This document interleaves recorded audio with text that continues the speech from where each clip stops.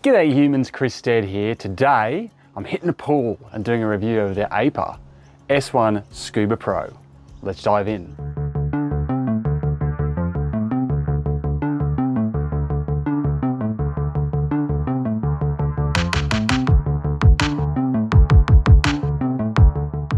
So it's actually really exciting times in the pool cleaning, pool robot space here in Australia at the moment.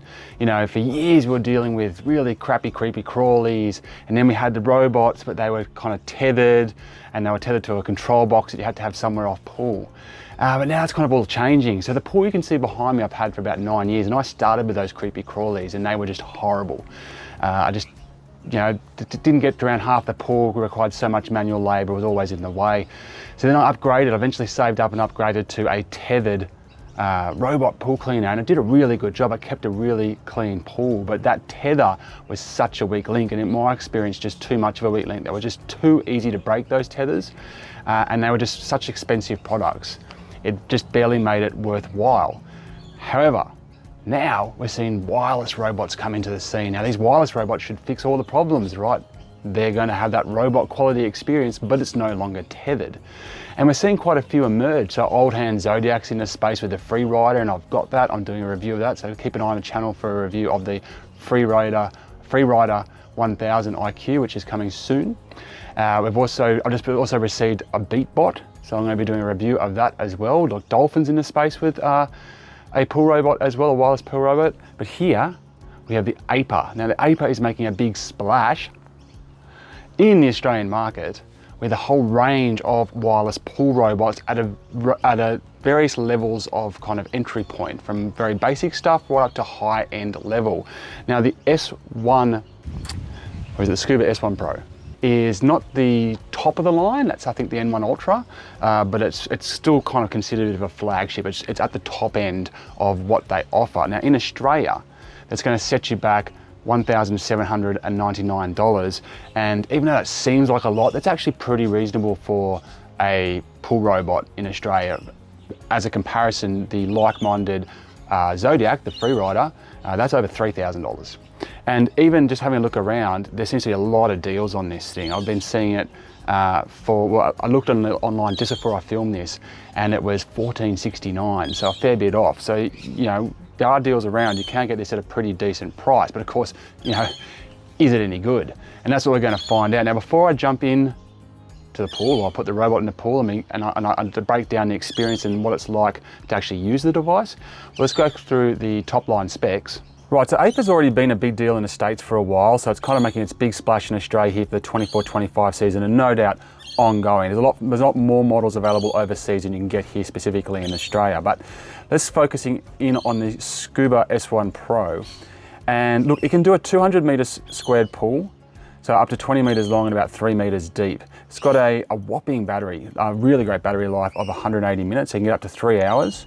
And it'll charge in about 4 hours as well. In fact, even a little bit less, I've found. It uses a Caterpillar tread and can do floors, walls, and the waterline. So it actually goes horizontally along the waterline and cleans that for you.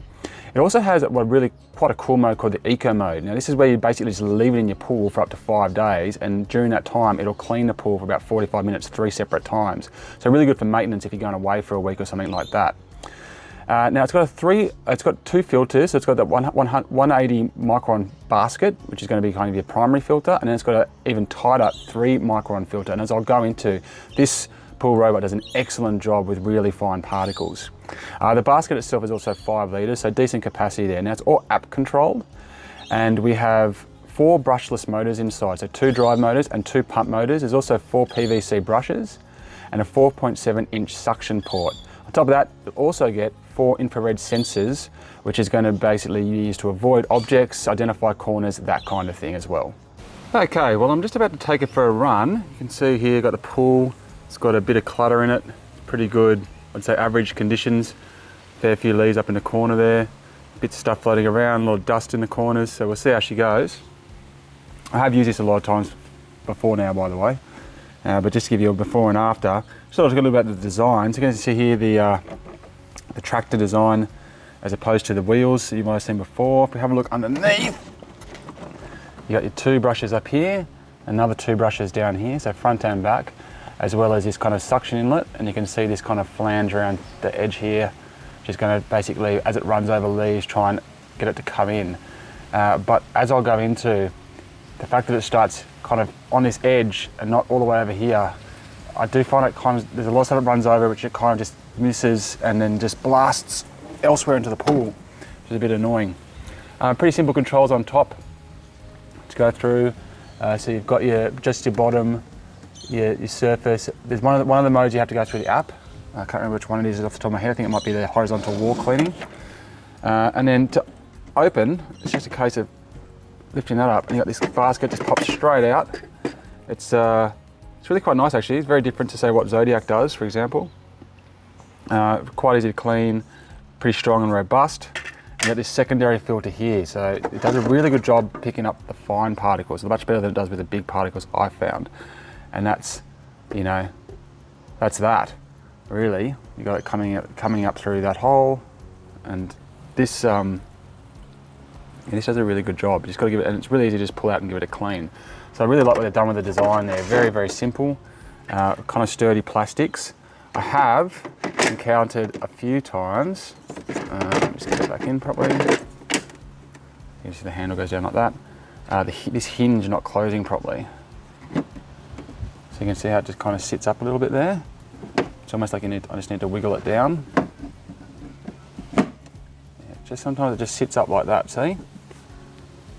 You can see that. So I don't know whether that was something that came out of the box and I didn't notice originally, or if it's something that I've somehow done along the way. Maybe I tried to close it and this wasn't down properly at some point, but yeah, it's a bit annoying. There we go. So and you just move it to the side a little bit and it seals properly. So one thing I did want to talk about is this. So this is the charging port. So as opposed to say sitting on a dock and charging kind of through pads on the bottom, which I've seen before, I think the Zodiac might be one that does that. So you got kind of like, so I guess it's like an NFC style charging. This has a port at the back here that you need to open and then plug in straight from the power point into your robot.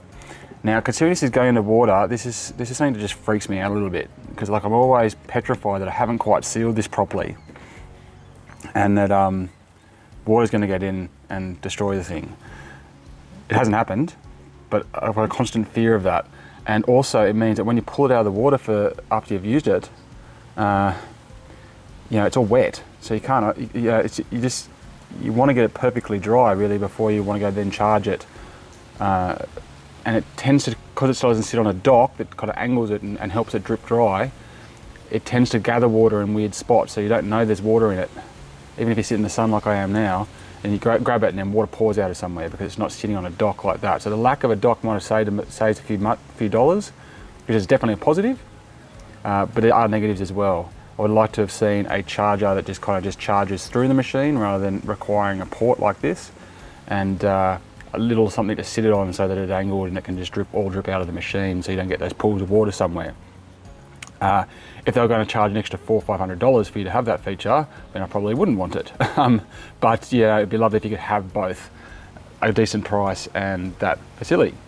Okay, let's have a look at the job that it's about to do. So we've got a bit of surface stuff here, just not going to get for obvious reasons. But you can see there, we've got a little bit of lawn clippings, kind of making it look a bit dirty there.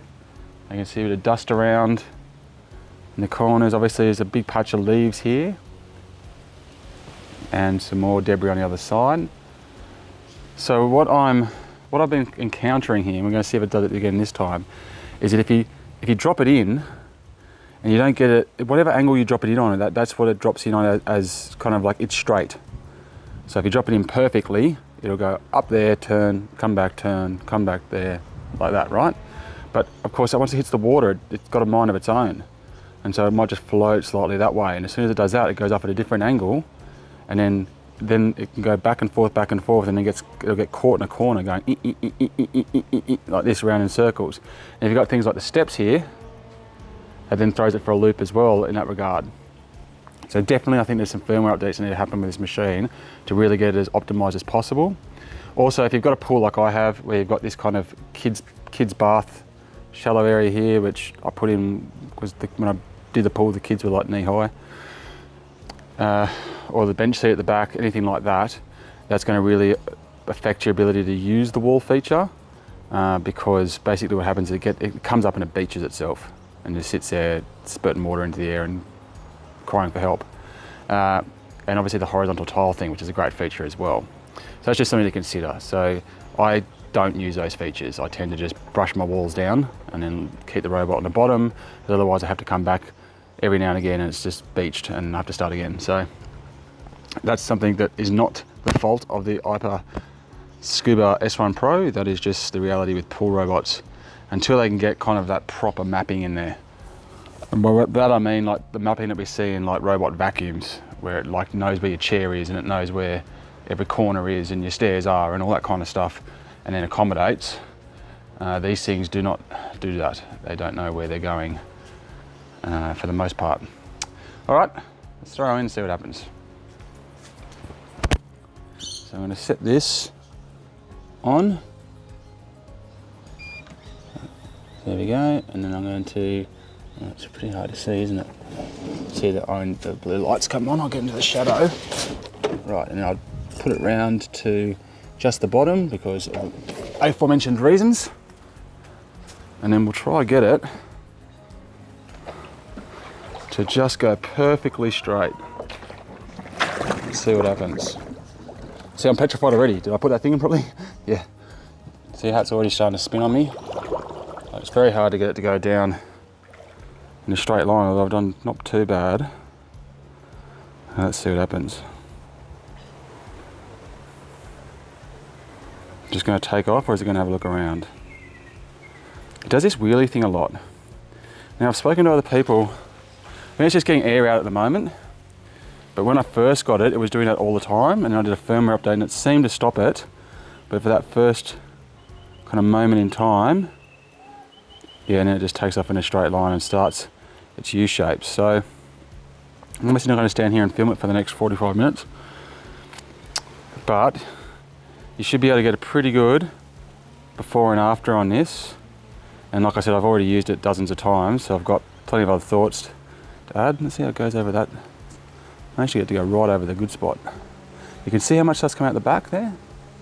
So it's definitely collecting stuff, like the basket's packed with debris, but that really struggles to get those bigger leaves for me. I've spoken to other people that have been using them, other journalists, and they've said, oh, it picks up all the leaves for me. But yeah, I'm not getting that experience. It gets some, it gets plenty, but yeah, there's a lot it doesn't get as well. But it does get the fine stuff. It's just some of those bigger leaves you might end up having to scoop out with something bigger. Oh, there's an untimely gust of wind. But I don't know if you can see that through that movement in the water, but that one spot that it's just hit's definitely a lot better than it was a second ago. So it's definitely picked up a lot of stuff, but it's also moved a couple of things around. So anyway, we'll come back and we'll see how she goes. Alrighty, let's look at the results. I'm sorry that we've got a bit of shade on the pool now, so it's not as clear as it was when I first started, but overall, really happy. The battery life on this thing, by the way, is quite impressive. It really goes for a long time, although I'm surprised that it's red there. Because the last few times I've run it, it hasn't actually got to it's done as much as it wants to do without running out of battery, but it was running for, I don't know, it was running for a long time, well over an hour. Okay, so as you can see, it's done a really good job. All those leaves that I said I didn't think it was going to get, it actually got. And you can see a few bits and pieces there, but it actually got really windy this afternoon. And I'd say that it's actually new debris. But yeah, that's the best job it's done yet. So that's a good sign. That's suggesting that those firmware updates are making a difference. Because, yeah, the first few times I used it, I had huge question marks. But this has been its best job by a mile. I can see that it's really fixed up a lot of the little debris, and all the leaves are gone. And see how it comes and it parks itself, you know, right next to the edge, so it's easy to grab.